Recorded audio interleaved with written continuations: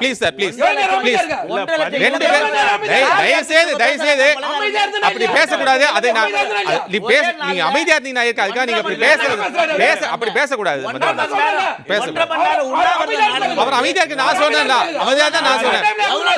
நீங்க பாட்டு பேசி 1.5 மணி நேரம் நாடகம் போட்டு 1.5 லட்சம் பேர் அதை அனுமதிக்க முடியாது சார். அப்படி பேசக்கூடாது மதிவாணன் சார், அப்படி பேசக்கூடாது. நீ பேசக்கூடாது. நீங்க ஒரு வழக்கறிஞர், அப்படி பேசக்கூடாது. சரியான முறை அப்படி பேசக்கூடாது. தேவையில்லாம பேசக்கூடாது. நீங்க பேசுறீங்க வாதத்தை முன்வைங்க. சார் நாங்க நீங்க ஆதாரத்தோட பேசினா நாங்க குறுக்க வரல. நீங்க போய்தான் நம்ம பேசுவோம். ராகுல் காந்தி மாதிரி இங்க பேச முடியாது. உங்களோட நோக்கம் தேர்தல் நியமன மசோதாவை கொண்டு வந்து அன்னைக்கே நீங்க இதுல தப்பு பண்ணணும்னு முடிவு பண்ணிட்டீங்க. இப்போ இதுல 65 டிக்ளேர் பண்றீங்க. நீங்க முடிவு பண்ணிட்டாங்கன்னு டிக்ளேர் பண்றது சரியானதா இருக்காதுல்ல? அதுக்கு தான் பதில் சொல்லணும்ல. ரொம்ப சிரிக்க வேணாம், அவசரப்படக்கூடாது. முடிஞ்சதுக்கு அப்புறம் தான் சிரிக்கணும். படம் ஆரம்பிக்கும் போதே சிரிச்சுட்டா நல்லா இருக்காதுல்ல. அதாவது இப்போ மகாராஷ்டிரா தேர்தலில் ஒரு எலெக்ஷன் நடந்தது. நாடாளுமன்ற தேர்தலுக்கும் சட்டமன்ற தேர்தலுக்கும் இடையில் 5 மாதம் டைம் இருந்தது. சரி, இந்த 5 மாதத்தில் 41 லட்சம் வாக்காளர் எப்படிங்க வந்தான், புது வாக்காளர்? அதுக்கும் சேர்ந்து தேர்தல் ஆணையர் பதில் சொல்லட்டும். இப்போ நான் ஒரு மாநிலம்னு சொல்ல, ஒட்டுமொத்தமாக நீங்கள் பிரச்சனை பண்ணி வச்சிருக்கீங்கன்னு சொல்கிறேன். அதுதாங்க சரியா? 41 லட்சம் வாக்காளர் புதிய வாக்காளர் வந்து சேர்த்துருக்காங்க. இந்த 41 புதிய வாக்காளர் 41 லட்சம்ன்றது வந்து சாதாரண விஷயமே கிடையாது. மகாராஷ்டிரா மக்கள் தொகை சதவீதத்தை விட அது அதிகமாக இருக்குது, பிறப்பு விகிதத்தை விட. அப்போ இதுக்கு என்ன மாதிரியான பதில் தேர்தல் ஆணையம் வச்சுருக்கோம்? அவசர அவசரமாக தேவேந்திர பட்னவிஸ் வெளியே வந்து எதுக்கு சொல்கிறார்? அதுக்கு ப்ரெஸ் ரிலீஸில் அந்த மாதிரிலாம் இங்கே ஓட் சோரி நடக்கவே இல்லைன்னு எதுக்கு சொன்னார்? அப்போ அதெல்லாம் நாங்கள் பார்க்கவே இல்லையா, இல்லை கேட்கவே இல்லையா? இப்போ இதுக்கு நான் பதில் சொல்ல போகிறாங்க. அப்போ உங்களுடைய நோக்கமே பிரச்சனைன்னு சொல்ல வரேன். சகோதரர் என்ன சொல்கிறாரு, ஜிஎஸ்டியை வந்து திசை திருப்புறதுக்காக இப்போ இப்படி பேசுகிறாங்களாம். எந்த ஜிஎஸ்டி திசை திருப்புறதுக்கு? 5 வருஷமாக எங்கே இருந்து புடுங்கின்னு போனீங்களா? அந்த ஜிஎஸ்டியில் அப்போ என்ன கணக்கு? அதுக்கெல்லாம் சேர்த்து பேசுங்க. இதை சாதனைன்னு சொன்னால் அந்த வேதனையும் சேர்த்து பேசுங்க. அதுக்கு சேர்த்து பதில் சொல்லுங்கள். எவ்வளோ கட்டியிருக்கிறோம், எவ்வளோ எங்ககிட்டேருந்து வாங்கியிருக்கீங்கன்னு. எல்லாரும் 12 நிமிஷம் 10 நிமிஷம் பேசுனீங்கல்ல, நானும் பேசுகிறேன். அதுக்கப்புறம் சேர்த்து பதில் சொல்லிங்க. இப்போ தான் 3 நிமிஷம் ஆகிருக்குது. ஏன் அதுக்குள்ளே அவசரப்படுறீங்க சார்? நான் என்ன சொல்கிறேன், 2 பக்கமும் கையை தூக்குறாங்க, நீங்கள் டிஸ்டர்ப் பண்ண மாட்டீங்க. அப்போ நான் பேசிதான் வர இப்போ தானே மகாராஷ்டிராவுக்கு வந்திருக்கோம். அப்போது வரங்க, ஏங்க அவசரப்படுற? நீங்கள் தாங்க சொன்னீங்க ஜிஎஸ்டியை திசை திருப்ப, சொன்னீங்களா இல்லையா? சொன்னீங்கல்ல. அப்போ அந்த ஜிஎஸ்டி நான் பேசிதானே ஆகணும். அப்போ அதனால என்ன பாதிக்கப்படுது நீங்கள் பேசிதானே ஆகணும். அதனால எவ்வளவு இழந்திருக்கோன்றதையும் பேசிதானே ஆகணும். அதை பேசுங்க. நாங்கள் ஒன்றும் சொல்லலை. அப்படியே கடந்தெல்லாம் போக முடியாதுங்க. எடுத்து ஒன்று சொன்னீங்கன்னா அங்கே பேசிதான் ஆகும். அடுத்தது தமிழ்நாட்டில் இந்த மாதிரி நடந்தது அப்படின்னு ஒரு வார்த்தை சொன்னார். எங்க அது தமிழ்நாட்டில் நடக்கட்டும், கர்நாடகா நடக்கட்டும், எல்லாத்துக்கும் பொறுப்பு இந்திய தேர்தல் ஆணையம் தானேங்க. மாநில தேர்தல் இந்திய தேர்தல் ஆணையம் நடத்துதா இல்ல மாநில தேர்தல் ஆணையம் நடத்துதா? மாநில தேர்தல் ஆணையம் கொடுக்கக்கூடிய டாக்குமெண்ட்டை வச்சு இந்திய தேர்தல் ஆணையம் நடத்துதா, அப்படி புரிஞ்சுக்கலாமா? இப்போ வரைவு வாக்காளர் பட்டியல் வர்றது, இறுதி வாக்காளர் பட்டியல் வர்றது, இந்த பட்டியல் வெளியிடுறது இதெல்லாம் யார் செய்கிறா? யாரோட சைட்டில் இருக்கு? நீங்கள் அப்போ கிராஸ் செக் பண்ணவே மாட்டீங்களா? இதெல்லாம் ஒரு பேச்சா? மாநில தேர்தல் ஆணையத்தை இழுத்து விடுறதுக்கா? பிரச்சனை திசை திருப்பு தானே பார்க்குறீங்க. நீங்கள் பிரச்சனைக்கு தீர்வு சொல்ல தயாராக இல்லை, பிரச்சனை திசை திருப்பு பார்க்கணும்னு முடிவு பண்ணுறீங்க. சரி, நீங்கள் மாநில தேர்தல் ஆணையம் சொல்லுது, நான் இந்திய தேர்தல் ஆணையம். எங்களை பொறுத்த வரைக்கும் ஒரு மாநில தேர்தல் ஒன்றிய தேர்தல் நடத்துறது இந்திய தேர்தல் ஆணையம் தான் நடத்துது. அதில் தப்பு நடந்தாலும் நல்லது நடந்தாலும் அதுக்கு பொறுப்பு முழுசாக நீங்கள் தான் ஏற்றுக்கணும். உங்களால் தேர்தல் நடத்த முடியலனா பதவியை ராஜினாமா பண்ணிட்டு போங்க. பதில் சொல்ல முடியலனா பதவியை ராஜினாமா பண்ணிட்டு போங்க. நீங்கள் இந்த நாட்டுடைய பிரதமர் எங்கேயாவது பதில் சொல்கிறாரா? இதுக்கு எல்லாத்துக்கும் பேசுகிறவர் இதுக்கு ஏன் பேச மாட்டாரு? எல்லா கிரெடிட்டும் நான் தான் செஞ்சேன் அப்படின்னு ஏற்றுன்னு போகிறவர் இதை ஏன் செய்ய மாட்டாரு? நீங்கள் வந்து திரும்ப திரும்ப வந்து ஜிஎஸ்டியை வந்து சாதனை அப்படின்னு நீங்கள் நினச்சிங்கன்னா, ஜிஎஸ்டிக்கு முன்னாடியும் சரி பின்னாடியும் சரி ஒவ்வொரு வியாபாரிகிட்ட கூப்பிட்டு பேசுவோம். நாங்கள் எவ்வளோ கட்டியிருக்கோம், எவ்வளோ எங்களுக்கு நஷ்டமாக இருக்குது, எவ்வளோ கஷ்டப்பட்டுருக்கோன்ட்டு அதெல்லாம் பேசிவிட்டு நீங்கள் பதில் சொல்லணும். அடுத்தது வந்து இப்போ இந்த கர்நாடகா தேர்தல் வந்து இப்போது பீகாரோட எஸ்ஐஆர் ரிப்போர்ட்டை பாருங்களேன். நீங்கள் சொல்கிற மாதிரி 8% வந்து நீக்கியிருக்காங்க. இந்த 8% வந்து நீங்கள் சொல்கிற அந்த ஒரு வீட்டில் 80 பேர் வசிக்கிறாங்க. சார் சொல்கிறாரு 4 பேர் வருவாங்களாம், 3 மாதம் தங்குவாங்களாம், அதில் எல்லாத்தையும் ப்ரூஃப் எடுப்பாங்களாம், அப்புறம் போயிடுவாங்களா? இது என்னங்க கணக்கு? இது எல்லாத்துக்கும் நீங்க ப்ரூஃப் கொடுத்துருவீங்களா? பாஸ்போர்ட்ல இருந்து, ஓட்டர் ஐடியில இருந்து, ஆதார் கார்டுல இருந்து கொடுத்துருவீங்களா? கொடுத்துட்டு திரும்பி வந்து நான் 3 மாசம் கழிச்சு வீடு எல்லாரும் காலி பண்ணிட்டு போயிட்டாங்கன்னா என்ன கணக்கு இது? தேர்தல் மட்டும் வருவாங்களா? இது எந்த ஒரு விஷயத்தை பொதுவெளியில பேசுறோம்னா அதை கொஞ்சமாவது நியாயம். பர்மனெண்ட் அட்ரஸ்ன்னு கொஞ்சம் கேட்கவே மாட்டாங்களா சார்? காலத்துல டெம்பரரி அட்ரஸ் மட்டும் தான் கேட்பாங்களா?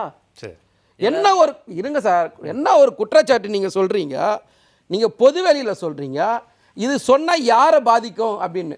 ஃபார்ம் 7 பத்தி பேசினார் சகோதரர், பேசினார். நம்ம புகாரி தெளிவாக அது போல் சொன்னார். ஃபார்ம் 7ல் வெளியில் வந்ததுக்கு அப்புறம் பிஎல்ஓ கையெழுத்து போடணும்ல. எந்த பிஎல்ஓ கையெழுத்து போட்டார்? Booth level officer. இல்ல அந்த கேள்வி தானே திரு ஸ்ரீதர் முன்னாடி அதே கேள்வி தான் நாங்களும் கேட்டோம் சார். அவர் யாருக்கு சார் வேலை செய்யறாரு? தேர்தல் ஆணையத்துக்கு தான் சார் வேலை செய்யறாரு. நானே நீங்க ஒரு விஷயம், நான் எங்க எல்லாத்தையும் நான் சொல்றது எல்லாமே இந்திய தேர்தல் ஆணையம் தான் பொறுப்பு நான் சொல்றேன். நீங்க அதை மாநில தேர்தல் ஆணையம் நீங்க முடிவு பண்றீங்க. இப்ப என்னோட கேள்வி, இந்த பிஎல்ஓ ஒரு தப்பு பண்ணார்னா இப்ப யார் இதுக்கு பதில் சொல்றது? தேர்தல் ஆணையத்துல என்னோட கேள்வி வரேன் சார். இந்த பாருங்க, இதெல்லாம் வர இந்த மாநில அரசு கதையே வேண்டாம் பாருங்க. சரியா? அப்ப மகாராஷ்டிரா நடந்த தப்பு 41 லட்சத்துக்கு தேவேந்திர பட்னவிஸ் காரணம் ஒத்துக்கிறீங்களா? தேவேந்திர பட்னவிஸ் அப்ப இல்லையாங்க. என்ன சொன்னாரு? தேர்தல் கணக்கு தப்பு சொன்னாங்க. அதுக்கு முன்னாடி காரணம் இருங்க, 2 பேரும் அமைதியா தொடர்ந்து சொல்றாரு. 2 பேரும் அமைதியா இருக்கணும். 12 நிமிஷம் அமைதியா இருக்கீங்களா? குற்றச்சாட்டுக்கு நீங்க பதில் சொல்லுங்க, நான் அதுக்கு அனுமதிக்கிறேன். நீங்க சொல்ல வேண்டாம். அமைதியா இருங்க, அனுமதிக்கிறேன். அமைதியா இருக்கணும். நான் என்ன கேட்டேன், நீங்க என்ன இப்ப மாநில பொறுப்புன்றாரு. அப்போ 41 லட்சத்துக்கு மகாராஷ்டிரால பிஜேபி கூட்டணி தானே ஆட்சியில இருந்தது. இல்ல ஃபட்னவிஸ் என்ன சொன்னாரு? நான் என்ன சொல்றேன், ஓட் சோரி நடக்கலன்னு சொன்னாரு. அதுக்கு வரங்க. அப்புறம் இவங்க, நான் என்ன சொல்றேன், நீங்க ஆட்சியில இருக்கிறதுக்கெல்லாம் உங்க முதலமைச்சர் சொன்னவன அது கிளியர் ஆயிடும். நாங்க எதிர்க்கட்சியா இருந்து குற்றச்சாட்டு மட்டும் சொன்னா மட்டும் நீங்க ஏத்துக்க மாட்டீங்களா? இது எந்த வகையில நியாயம்? ஒரு விஷயம், நீங்க தேர்தல் ஆட்சியில யாரோட ஆட்சியில இருந்தது? பக்க ஆதாரம். இந்த பக்க ஆதாரம்லாம் வேணாம். என்னோட கேள்வி தெளிவா தான் கேக்குறேன். பிஎல்ஓட ப்ரூஃப் என்னன்னு கேட்டா பதில் இல்ல. 41 லட்சத்துக்கு பதில் இல்ல. ஏங்க பதில் இல்ல, கோர்ட்டுக்கு போங்க. தேர்தல் ஆணையம் கோர்ட்டுக்கு போங்க. ஏங்க எந்த கோர்ட்டுங்க நீங்க மதிச்சீங்க? எந்த கோர்ட்டை மதிச்சீங்க? பாத்தீங்களா? எந்த கோர்ட்டை மதிச்சீங்க? இவ்வளவுதான். எந்த கோர்ட்டை நீங்க மதிச்சீங்க? இதுதான் விஷயம். இல்ல ஸ்ரீதர் ஒரு நிமிஷம். இல்ல ஸ்ரீதர், கோர்ட்டுக்கு போங்க. ஸ்ரீதர் அமைதியா இருக்கணும். கோர்ட்டுக்கு போங்க. நான் பேசணும். ஆதாரம் இருக்கு, கோர்ட்டுக்கு போங்க. ஒரு நிமிஷம். ஐபிசின்னு இருந்ததையே பிஎன்எஸ்ஆ மாத்தின சட்ட பேப்பரே மாத்தினவங்க நீங்க யாரு? உச்ச நீதிமன்ற நீதிபதிக்கு ஒரு உச்ச நீதிமன்றம் ஒரு தீர்ப்பு சொல்லுது சார், டெல்லி மாநிலத்து தான் முழு அதிகாரம் சொல்லிடுச்சு. அடுத்த நிமிஷமா நாடாளுமன்றத்தில் ஒரு சிறப்பு கூட்டத்தொடர் நடத்தி இல்ல ஒன்றிய அரசுக்கு பவர்னு மாத்துறீங்க. எங்கிருந்து வந்தது உங்களுக்கு அந்த தைரியம்? நீங்க அடிப்படை கட்டமைப்பே மாத்தின்னு இருக்கீங்க இந்திய அரசியலமைப்பு சட்டத்தை. நீங்க பேச்சுரிமையில இருந்து எல்லாத்தையும் மாத்திட்டு இருக்கீங்க. நீங்க வந்து பேசுறீங்க கோர்ட்டுக்கு போங்க, கோர்ட்டுக்கு போன உடனே நீங்க எல்லாம் தீர்ந்துரும் அப்படின்னு பேசுறீங்க. இந்த 11 வருஷத்துல மோடி ஆட்சிக்கு வந்ததுக்கு அப்புறம் எந்த சட்டத்தை நீங்க மதிச்சீங்க? சுப்ரீம் கோர்ட் தீர்ப்பே கொடுத்தாலும், சுப்ரீம் கோர்ட் கருத்தே சொன்னாலும் அதை உங்க இஷ்டத்துக்கு நீங்க வளைக்கவே இல்லையா? மாத்தவே இல்லையா? உங்க வசதி ஏத்த மாதிரி நீங்க செய்யல. உங்களுக்கு தேவையான ஆள அதிகாரி அங்க உட்கார வச்சுட்டு கோர்ட்ல உட்கார வச்சு நீங்க ஜட்ஜ்மென்ட் வாங்கல. இல்ல இப்ப கார்ப்பரேஷன் நம்ம சென்னையில தமிழ்நாடு டிஜிபி இருங்க சார் வரேன். இருங்க வரேன். பொறுப்பு டிஜிபி போட்ட மாதிரி சொல்றீங்களா? இப்ப வரேன். இல்ல பொறுப்பு டிஜிபி நான் அடுத்து வரேன். 9வது அப்புறம் நான் என்ன கேக்குறேன், எலக்ட்ரல் பாண்ட்ல எலக்ட்ரல் பாண்ட்ல உச்சநீதிமன்றம் என்ன சொல்லுச்சு? எலக்ட்ரல் பாண்ட்ல என்ன பேச்சு? இத அமைதியா இருங்க சார். இத நீங்க அமைதியா இருங்க. இல்ல ஒரு நிமிஷம் நீங்க பேச கூடாது சார். இல்ல சார் நீங்க பேச கூடாது. இல்ல இருங்க. நான் குறுக்கிடாம இருந்தேன். நீங்க அமைதியா இருங்க. சரி ஓகே. பதறல. அமைதியா இருங்க. பதறல. நீங்க அமைதியா இருங்க. இல்ல சார் இல்ல. இருங்க ஒரு பிரேக் எடுத்துக்கலாம். திரு மதிவாணன் அமைதியா இருங்க. பொறுப்பு டிஜிபி எப்படி போட்டீங்க? ஸ்ரீதர் ஒரு நிமிஷம். ஒரு நிமிஷம் சார். ஒரு நிமிஷம் அமைதியா இருங்க சொல்லுங்க. அவர்ல அமைதியா இருந்தா நீங்க பேசுங்க. நீ பேசுங்க. நான் டைப் கூட குறுக்க வராரு. திமுகவுக்கு சட்டத்துக்கு ஏதாவது சம்பந்தம் இருக்கா? பிஜேபி அத பேச கூடாது. சரி இல்ல நம்ம அதெல்லாம் வேண்டாம். தயவுசெய்து வேண்டாம். வேற மாதிரி பேச ஆரம்பிச்சிருங்க. பொறுப்பு டிஜிபி ஏதாவது இந்தியாவுல ஏதாவது மாநிலம் ப்ளீஸ் அதெல்லாம் மதிக்கலாம் பேசாதீங்க. 9வது இடத்துல இருக்கற டிஜிபியா போடுங்க. ஏதாவது ஒரு இடம் காமிங்க. நீங்க சட்டத்தை மதிக்கிறீங்க. நீங்க சட்டத்தை மதிக்கிறீங்க. ஒரே ஒரு இடம் சொல்லுங்க. வேற மாதிரி பேசுங்க. வேண்டாம். பேசுங்க. நாங்க வேற பேசுறோம். என்ன பேசுறீங்க? இல்ல சார். இல்ல சார். இல்ல கூட்டங்க நீங்க. இல்ல சார். கூட்டங்க. இல்ல அதெல்லாம் வேண்டாம். அதெல்லாம் கொலகாரன் மக்கள் பாருங்க. இல்ல சார். அதெல்லாம் இல்ல வேண்டாம். இல்ல இது ஏற்காது. இது தயவுசெய்து ஏற்காது.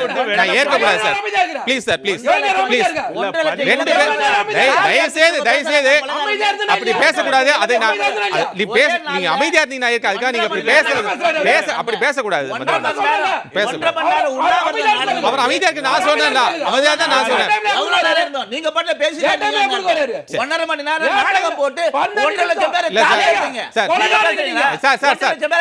அது அனுமதிக்க முடியாது சார். அப்படி பேசக்கூடாது. மதிவாணன் சார் அப்படி பேசக்கூடாது. நீ பேசக்கூடாது. நீ பேசக்கூடாது. நீங்க ஒரு வழக்கறிஞர் அப்படி பேசக்கூடாது. சரியான முறை அப்படி பேசக்கூடாது. தேவையில்லாம பேசக்கூடாது. நீங்க பேசுறதுக்கு வாதத்தை முன்வைங்க. வாதத்தை முன்வைங்க. வாதத்தை முன்வைங்க.